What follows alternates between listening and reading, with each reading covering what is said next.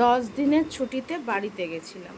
যেমন মা দুর্গা যান মাঝে মাঝে, প্রতি বছরে একবার, তেমনও ওই সৌভাগ্যক্রমে, মানে নিজেকে দুর্গা ঠাকুর বলছি না কিন্তু, একদম না, হতেই চাই না, মানে দশভূজা হওয়ার কোনো ইচ্ছা আমার নেই, পারবো না অত। কিন্তু বলছি যে মা দুর্গাও এরকম বছরে একবার করে যান, যেমন তেমন আমিও একবার করে বাপের বাড়ি যাই। 10 দিনের জন্য গেছিলাম। এসে দেখছি বাড়িতে 10 কুইন্টাল ধুলো জমে বসে আছে। এত ধুলো, ঘর বন্ধ করে কোথা থেকে আসে ভগবান জানে। মানে মা দুর্গাও হয়তো তার বাড়িতে ফেরত গিয়ে এত ধুলো দেখতে পায় না। আমি মানে পাগল হয়ে যাচ্ছি, বাড়িতে এসে খালি ধুলোই পরিষ্কার করে যাচ্ছি, আর কোনো কাজ নেই, খালি ধুলো পরিষ্কার করছি। তার ওপর এই যে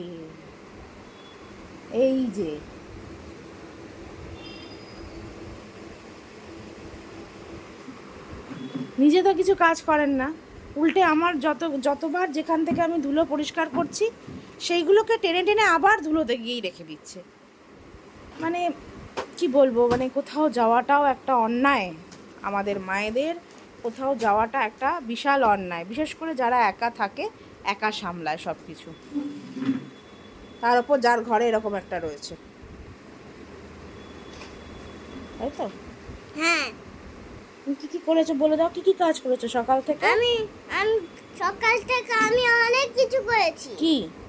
2 লিখেছি, 2 লিখেছো, আর 4 লিখেছি, 4 লিখেছো, আর 3 লিখেছি, 3 লিখেছো, আর আর না, আর কিছু লেখোনি? না। আর মার কাজগুলো যে বিরক্ত করছো, সেটা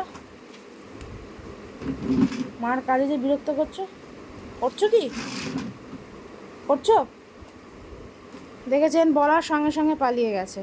এখন আমার ছেলে হেল্প করছে, কারণ আমি আর পেরে উঠছি না করতে করতে। রান্না, তার সঙ্গে জিনিসপত্র কাচা, তার সঙ্গে জিনিসপত্র গোছানো, পাগল হয়ে যাচ্ছে। এর থেকে কোনো জায়গায় না যাওয়া মনে হয় বেটার লাগে অনেক।